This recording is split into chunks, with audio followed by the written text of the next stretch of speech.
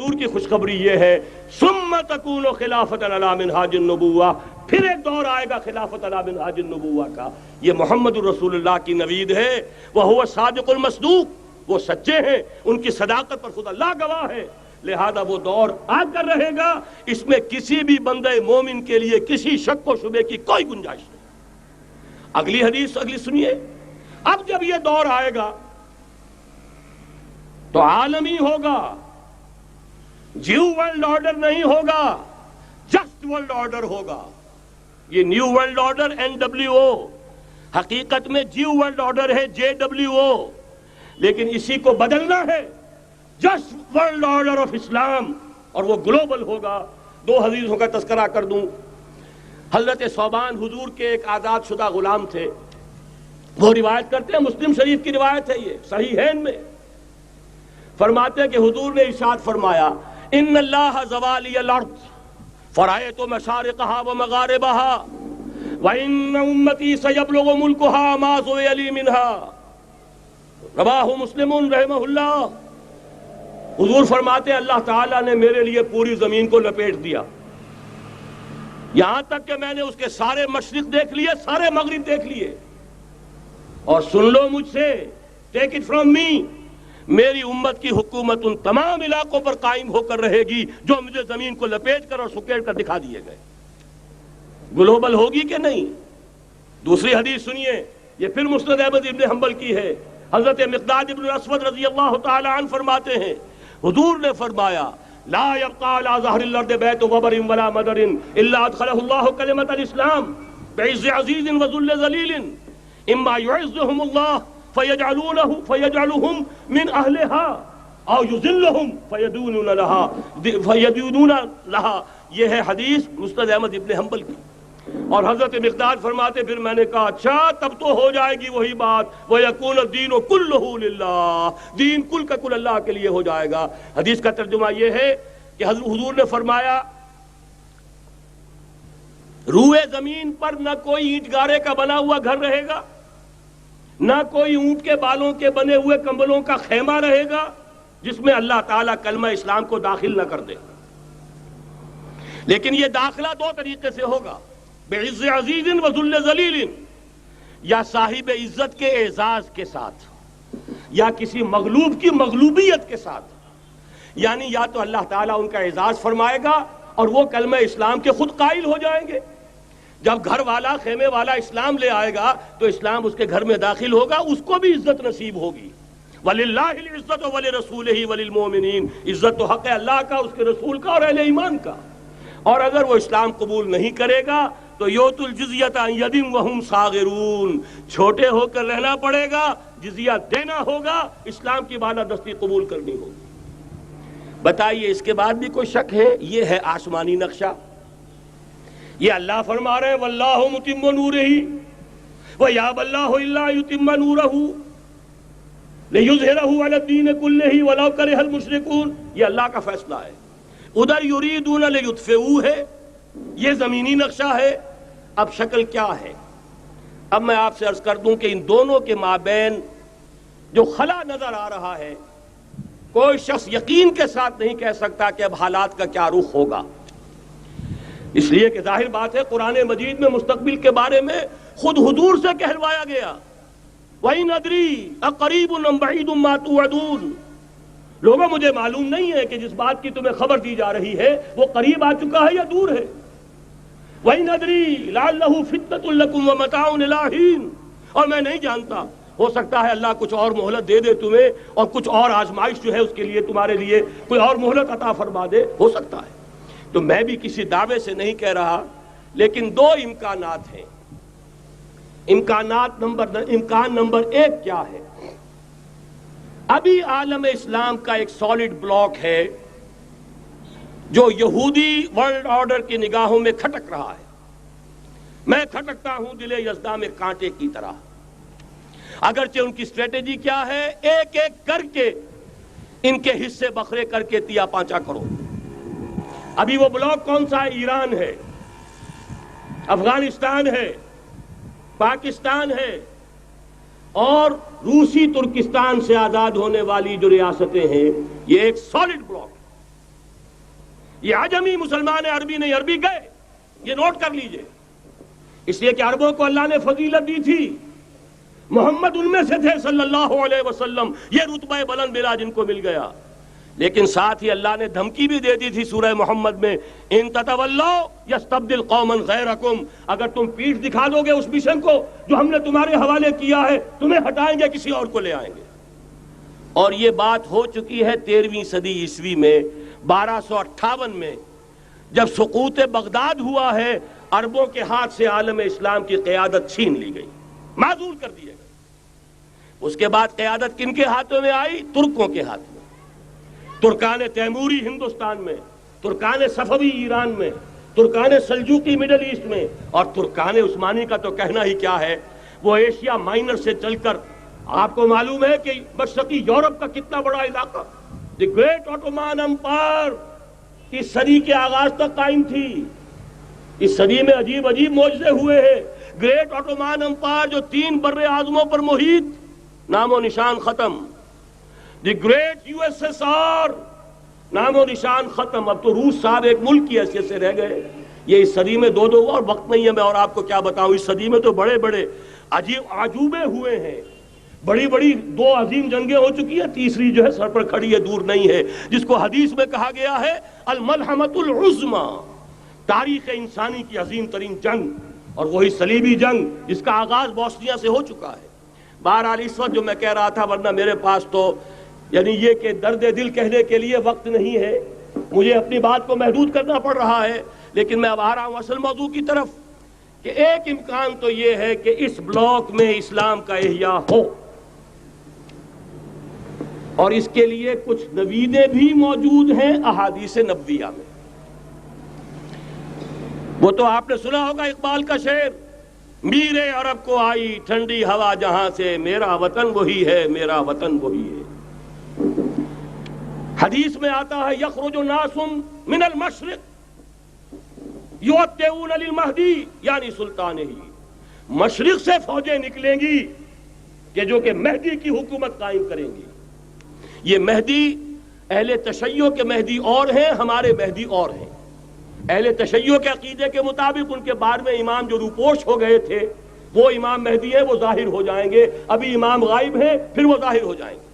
ہمارے نزدیک یہ مہدی پیدا ہوں گے یا ہو چکے ہوں، اور یہ ہوں گے حضرت فاطمہ کی نسل ہی سے رضی اللہ تعالی عنہا، لیکن عالم عرب کے اندر پھر ایک طاقت بن کر ابھریں گے، باطل کی قوتوں کے خلاف جہاد کریں گے، لیکن ان کو مدد آئے گی 2 طرف سے، ایک زمینی مدد آئے گی مشرق سے، ایک آسمانی مدد آئے گی، عیسیٰ ابن مریم کا نزول، حضرت مسیح علیہ السلام جو زندہ آسمان پر اٹھائے گئے تھے نازل ہوں گے، اور در حقیقت ان 2 مددوں کے نتیجے میں پھر یہود کا قلع قمع ہوگا، اور یہی گریٹر اسرائیل ان کا گریٹر گریو یارڈ بن کر رہے گا، عظیم تر قبرستان بن کر رہے گا۔ اس کی بڑی واضح حدیثیں موجود ہیں، اس کی بڑی تفصیلی خبریں موجود ہیں، یہ احادیث کی کتب کے اندر، بدقسمتی سے ہماری اس کی طرف توجہ نہیں۔ ایک تو یہ ہو سکتا ہے، اسی طریقے سے ایک اور حدیث ہے، یخرج من خراسان رایات سود، اور یہ مسلم شریف کی روایت ہے، نوٹ کیجئے گا، نہیں ترمذی شریف کی روایت ہے، یخرج من خراسان رایات سود لا یردها شیء حتی تنصب بإیلیا، اور خراسان حضور کے زمانے میں آج کے افغانستان کا نام تھا۔ یہ افغانستان میں جو جہاد ہوا ہے، غلطیاں ہوئی ہیں اور غلطیوں کا خمیازہ بھگت رہے ہیں۔ یہ تو اللہ تعالیٰ کی سنت ہے جس میں اللہ نے صحابہ کو بھی ایگزمپٹ نہیں کیا، غلطی کی سزا دی ہے۔ 35 صحابہ کی غلطی غزوہ احد میں ہوئی، جہاں سے حکم تھا کہ مت ہٹنا، 50 میں سے 35 ہٹ گئے، نتیجہ کیا نکلا؟ فتح شکست میں بدل گئی، 70 صحابہ شہید ہو گئے۔ اللہ تعالیٰ نے فرمایا وَلَقَدْ صَدَقَكُمُ اللَّهُ وَعْدَهُ إِذْ تَحُسُّونَهُم بِإِذْنِهِ حَتَّى إِذَا فَشِلْتُمْ وَتَنَازَعْتُمْ فِي الْأَمْرِ وَعَصَيْتُمْ مِن بَعْدِ مَا أَرَاكُمْ مَا تُحِبُّونَ۔ مسلمانوں ہم سے گلہ نہیں کر سکتے، ہم نے اپنا وعدہ سچا کر دکھا دیا تھا، جبکہ تم انہیں گاجر مولی کی طرح کاٹ رہے تھے، لیکن جب تم ڈھیلے پڑ گئے، تم نے ڈسپلن کو توڑا، تم نے اختلاف کیا، تو سزا دی ہم نے۔ تو اگر صحابہ کرام رضوان اللہ تعالی علیہ مجمعین، خیر الناس بعد الانبیاء، پوری نوع انسانی کے اندر انبیاء کے بعد بلند ترین انسان، اگر ان کی بھی غلطی کا خمیازہ جو ہے اللہ نے چکھایا، کیوں چکھایا؟ ضروری تھا، آئندہ کے لیے سبق ہو جائے۔ یہ وَلِيُمَحِّصَ مَا فِي قُلُوبِكُمْ، تاکہ تمہارے دلوں کے اندر اگر کہیں کوئی کھوٹ ہے اور پاک کر دیں ہم۔ اس لیے بہرحال غلطیاں ہوئی ہیں افغانستان میں، ایک امام کے ساتھ بیعت نہیں تھی، بلکہ بدقسمتی اور پڑھ کر یہ ہے بیعت کر کے توڑ دی۔ عبد الرسول سیاف صاحب کے ہاتھ پر ہمارے پاکستان کے 7 گروپ جو تھے، انہوں نے عین حرم میں بیٹھ کر بیعت کی اور پاکستان آ کر بیعت توڑ دی۔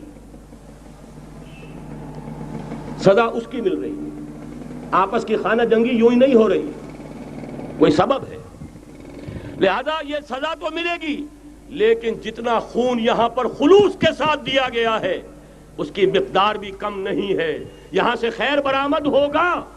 اور دوسری بات اپنے بارے میں نوٹ کر لیجئے، یہ پاکستان، بچا کھچا Pakistan, what remains of Pakistan, یہ اصل میں ہے کیا؟ مولانا بہت خوبصورت انداز میں فرما رہے تھے، یہ 313 نہیں تھے، اسلام تھا۔ اسی طرح نوٹ کیجئے، پاکستان نہیں ہے، 4 صدیوں کی تجدیدی مساعی کا حاصل ہے۔ آپ نے کبھی نوٹ کیا ختم نبوت کے بعد اب سب سے اونچا منصب کس کا ہے؟ مجددین۔ سنن ابی داؤد کی روایت، ان اللہ یبعث فی ہذہ الامہ علی راس کل 100 عام من یجدد لہا دینہا۔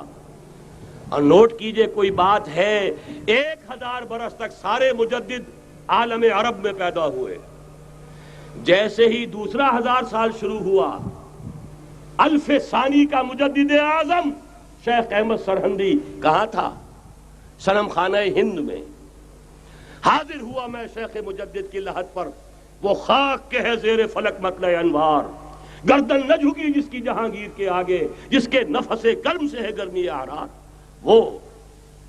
پھر 12ویں صدی کا مجدد اعظم امام الہند شاہ ولی اللہ دہلوی، 13ویں صدی کا مجدد اعظم سید احمد بریلوی، اس کے خون کا امین اور اس کے ساتھ کے شہداء کے خون کا امین، ان کے جسموں کا امین آپ کا خطہ ہزارہ، آپ کا خطہ سوات، اس میں ان کی جانیں ہیں جو دی گئی ہیں۔ اور وہ نہایت میں آپ سے عرض کر دوں، دور صحابہ کے بعد اتنا خالص اسلامی جہاد پوری مسلمان تاریخ میں نہیں ملے گا جتنا وہ تحریک شہیدین کا تھا۔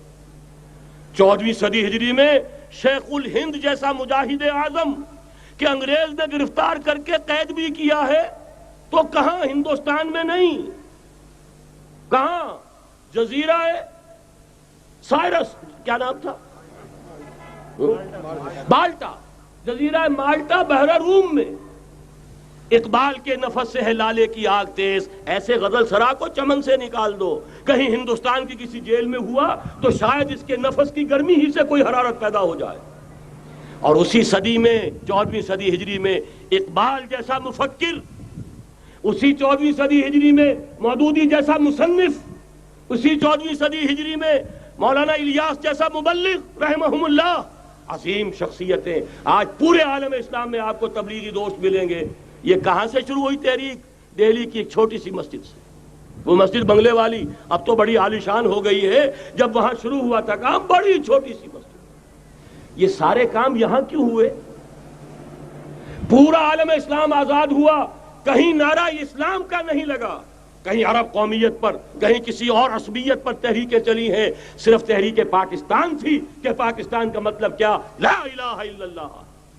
کوئی سبب ہے کہ یہاں قرارداد مقاصد پاس ہوئی، حاکمیت اللہ کی ہے، کہ اکبر نام لیتا ہے خدا کا اس زمانے میں۔ یہ سارا ماضی سامنے رکھیے اور حضور کی دی ہوئی پیشین گوئیوں کا مستقبل سامنے رکھیے، ان دونوں سے ثابت ہوتا ہے اس خطہ ارضی سے کچھ ہونا ہے۔ اگرچہ بھٹکے ہوئے ہیں، لیکن کبھی بھولی ہوئی منزل بھی یاد آتی ہے راہی کو، اور بھٹکے ہوئے آہو کو پھر سوئے حرم لے چل، اس کی ضرورت ہے مسلمان کو پھر اس کا مقصد یاد دلایا جائے۔ پاکستان اس لیے نہیں بنایا گیا تھا کہ ہمارے ہاں ٹاٹے اور برلے نہیں تھے تو ہمارے پاس اس کے بھی باپ وجود میں آ جائیں، اس لیے تو نہیں بنایا گیا تھا۔ پاکستان اس لیے نہیں بنایا گیا تھا کہ جاگیرداروں کی جاگیرداریاں محفوظ ہو جائیں، پاکستان اس لیے تو نہیں بنایا گیا تھا اور یہ کہ نمازیں اور مسجدیں تعمیر ہو جائیں، مسجدیں تو امریکہ میں تعمیر ہو رہی ہیں، عالی شان سے عالی شان، اس لیے پاکستان نہیں بنا تھا۔ آج بھی مسلمان، میں معذرت سے عرض کر رہا ہوں مولانا سے، آج بھی بھارتی مسلمان کی ایوریج نمازی ہونے کے اعتبار سے پاکستانی مسلمان سے کہیں بہتر ہے۔ آج بھی برقع نظر آ جائے گا تو ہندوستان میں نظر آ جائے گا۔ میں نے اپنی آنکھوں سے دیکھا چند سال پہلے، جب مکہ مسجد حیدرآباد دکن میں 3 دن مسلسل میری تقریریں ہوئی ہیں، 10,000 مرد اور 5,000 خواتین، اور ان میں سے کوئی بغیر برقعے کے نہیں تھی۔ ایک سیلاب نظر آ رہا تھا برقعوں کا کہ جب جلسہ ختم ہوا ہے رات کے 12 بجے 3 دن تک متواتر۔ یہاں کہاں نظر آئے گا برقع آپ کو؟ یہاں تو جس کے بعد 2 پیسے ہو گئے اس نے سب سے پہلے برقع اتار کے پھینک دیا۔ معلوم اچھی طرح سمجھ لیجئے، یہ چیزیں تو وہاں زیادہ ہیں یہاں کی نسبت۔ اصل ضرورت تھی کہ یہاں اس نظام کو قائم کیا جائے، وہ نظام عدل اجتماعی، وہ جس میں حریت ہو، جس میں عام آدمی بھی خلیفہ وقت کو ٹوک سکے۔ یہ کرتا کیسے بن گیا؟ ایک خاتون بھی کھڑی ہو کر دامن پکڑ لے، عمر تمہیں کیا حق ہے کہ ہمارے مہر کے اوپر پابندی لگا رہے ہو، جبکہ اللہ نے نہیں لگائی۔ اللہ قرآن میں قنطارہ کا لفظ استعمال کر رہا ہے۔ ڈھیروں سونا دے دے کوئی شخص اپنی بیوی کو مہر کے اندر، طلاق دیتے وقت اس میں سے کچھ نہیں لے سکتا، آپ کون ہوتے ہیں ہمارے حق کے اوپر پابندی لگانے والے؟ اور عمر نے کہا، آج ایک بڑھیا نے وہ اب عمر کو دین سکھایا، آرڈیننس واپس۔ حضرت سعد بن ابی وقاص رضی اللہ تعالی عنہ جو فاتح ایران تھے، وہ گورنر ایسے ہی نہیں بن گئے تھے ریوڑیاں بٹی ہو اور گورنر ہی مل گئی ہو، وہ تو خود فاتح تھے ایران کے، اس لیے گورنر تھے۔ صرف ایک پرچہ پہنچا ہے بارگاہ خلافت میں، حضرت عمر فاروق کے پاس انفارمیشن آئی، سعد نے اپنے گھر کے باہر ڈیوڑی بنا لی ہے اور ایک دربان کھڑا کر دیا ہے، حضرت بلال کو بھیجا ہے رقعہ دے کر، اور یہ حکم تھا کہ بلال پہلے تو جاتے ہی ڈیوڑی میں آگ لگا دینا، پھر یہ رقعہ دینا میرا۔ اور رقعے میں لکھا ہوا تھا، اے سعد، لوگوں کو ان کی ماں نے آزاد جانا تھا، تم نے انہیں اپنا غلام کب سے بنا لیا ہے؟ یہ دربان کھڑے کر دیے اپنے آگے۔ وہ حریت، وہ مساوات کہ جا رہا ہو خلیفہ وقت اور چارج لینے جا رہا ہے بیت المقدس کا، کوئی ذاتی علاج کے لیے نہیں جا رہا، سیر و سیاحت کے لیے نہیں جا رہا، چارج لینے کے لیے بالکل سرکاری وزٹ ہے، آفیشل وزٹ ہے، اسٹیٹ وزٹ ہے۔ اور حال کیا ہے؟ 700 میل کا فاصلہ طے کرنا اور ایک اونٹنی، کوئی انٹوریج نہیں، کوئی خدم و حشم نہیں، کوئی جمبو جٹ بھرے ہوئے نہیں، کچھ نہیں، ایک اونٹنی ایک خادم۔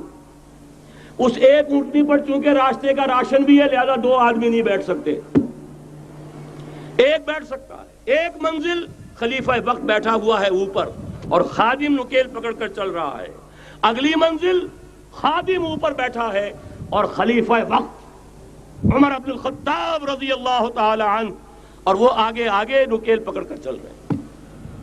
یہ نظام چاہیے آج نوع انسانی کو۔ اس کے انتظار میں، اس کی تلاش میں نوع انسانی نے کتنے تجربے کر لیے، کیسی چھلانگیں لگائیں، ملوکیت ختم کی، آسمان سے گرا کھجور میں اٹکا، جمہوریت آئی نام نہاد، لیکن وہ سرمایہ دارانہ نظام بن کر آگے سے بڑھ کر لعنت بن گئی۔ پہلے جاگیردار مسلط تھا، اب سرمایہ دار اور کارخانے دار مسلط ہو گیا۔ اس سے نکلنے کے لیے زور لگایا، کمیونزم کی طرف گئے، چھلانگ لگائی، اب ایک پارٹی ڈکٹیٹر بن کر بیٹھ گئی۔ انسان رست از یک بنتا افتاد در بندے دیگر، ایک چیز سے غلامی سے نجات پاتا ہے، دوسری میں پھنس جاتا ہے۔ اور کیوں؟ کہ وہ نظام عدل اجتماعی جو محمد عربی کو دے کر بھیجا گیا تھا، اس کے کسٹوڈین سوئے ہوئے ہیں، اس کے کسٹوڈینز کو اندازہ ہی نہیں۔ یہ نسخہ تو ہمارے پاس تھا، ہمیں عمل کرنا تھا اور دنیا کے سامنے پیش کرنا تھا۔ پاکستان بنایا اس لیے گیا تھا کہ ہم اس کا ایک نمونہ دنیا کے سامنے پیش کریں گے۔ قائد اعظم نے فرمایا تھا کہ ہم یہ چاہتے ہیں کہ پاکستان کی صورت میں عہد حاضر میں اسلام کے اصول حریت و اخوت و مساوات کا ایک نمونہ قائم کر کے دکھائیں۔ کہاں ہے وہ؟ بھٹک گئے، سو گئے۔ بہرحال اب بھی وقت ہے، جب تک سانس تب تک آس۔ میرے عزیز نے تو ڈرایا ہے اور صحیح ڈرایا ہے۔ اللہ تعالیٰ نے 25 برس انتظار کیا تھا، پہلے عذاب کا کوڑا پھر مارا ہماری پیٹھ پر۔ وَلَنُذِيقَنَّهُم مِّنَ الْعَذَابِ الْأَدْنَىٰ دُونَ الْعَذَابِ الْأَكْبَرِ، بڑے عذاب سے پہلے چھوٹا عذاب کا مزہ چکھائیں گے، لَعَلَّهُمْ يَرْجِعُونَ، شاید کہ لوٹ آئیں۔ وہ ہم سے 1000 میل کے فاصلے پر ہوا تھا، اگرچہ 93,000 ہمارا کڑیل جوان، جن میں غالباً 43,000 فوجی، اور یہ کہ تقریباً اتنی تعداد میں جو غیر فوجی تھے، وہ اس ہندو کے غلام بنے، قیدی بنے، جن پر 800 برس تک، کہیں 600 برس تک، کہیں 1000 برس تک حکومت کی تھی۔ اتنی بڑی شکست کا کلنک کا ٹیکا ہماری پیٹھ پر پڑا۔ پہلے عذاب کا کوڑا آ گیا تھا، 25 برس ہو گئے تھے قمری حساب سے، نوٹ کر لیجئے، یہ نہ سمجھیے 24.25 برس ہوئے تھے، 24.25 برس قمری حساب سے 25 برس تھے۔ اور اب نوٹ کر لیجئے اگلے 25 برس کے پورے ہونے میں اگلے رمضان کی 27 تاریخ تک صرف مہلت ہے۔ نصف صدی پوری ہوا چاہتی ہے، کوئی عجب نہیں اس عذاب الادنیٰ کے بعد ہم جاگے نہیں، ہوش میں نہیں آئے، کوئی عجب نہیں کہ بڑے عذاب کا کوڑا ہماری پیٹھوں پر برس جائے۔ لیکن مجھے یہ یقین ہے، نوٹ کر لیجئے، اگر یہ دوسرا امکان ہو گیا، خدا نہ خواستہ اللہ کے عذاب کا کوڑا ہماری پیٹھ پر برسا، مجھے یقین ہے اللہ ہندوؤں کو مسلمان بننے کی توفیق دے گا، لیکن اسلام کا بول بالا اسی خطے سے ہوگا۔ تاریخ میں یہ ہو چکا ہے آیا فتنہ تاتار کے افسانے سے، پاسباں مل گئے کعبے کو صنم خانے سے۔ تاتاریوں کے ہاتھوں کروڑوں مسلمان قتل ہوئے، لیکن اسلام نے تاتاریوں کو فتح کر لیا، اور پھر اسلام کا مسلمانوں کا دوسرا دور عروج انہی تاتاریوں کی مختلف شاخوں کے تحت ہوا۔ وہ تاتاری ہی تو تھے، وہ سارے ہورس، ٹرکش ہورس، ترکان تیموری، ترکان صفوی، ترکان سلجوقی، ترکان عثمانی، وہی تو سٹاک تو وہی ہے آیا فتنہ تاتار کے افسانے سے، پاسباں مل گئے کعبے کو صنم خانے سے، اس لیے کہ حضور نے فرمایا مشرق سے ہوگا، یہاں سے فوجیں چلیں گی، تو کوئی عجب نہیں۔ بہرحال یہ دو امکانات ہیں، لیکن اس کا فیصلہ تیرے ہاتھوں میں ہے، دل یا بدن، سیدھی بات۔ اگر تو اب بھی ہم ٹھیک ہو جائیں، جاگ جائیں، ہوش میں آ جائیں، قوم یونس کی طرح توبہ کر لیں، تو بغیر عذاب کے کوڑے کے رحمت خداوندی ہم پر سایہ کرے گی۔ اگر ہم نہ جاگے تو وہ عذاب کا کوڑا آئے گا۔ یہ نہیں میں کہہ سکتا ان ادری قریب بعید ما توعدون، یہ میں نہیں کہہ سکتا، یقین کے ساتھ جانتا ہوں کہ آئے گا، لیکن یہ کہ اس کے بعد بھی یہیں سے بول بالا ہوگا۔ اگر ہمارے ذریعے نہیں تو ان کے ذریعے سے، جو ہمیں شکست دے کر پھر اسلام قبول کر لیں گے۔ لیکن کیوں نہ پہلے ہی راستے پر چلنے کی کوشش کریں۔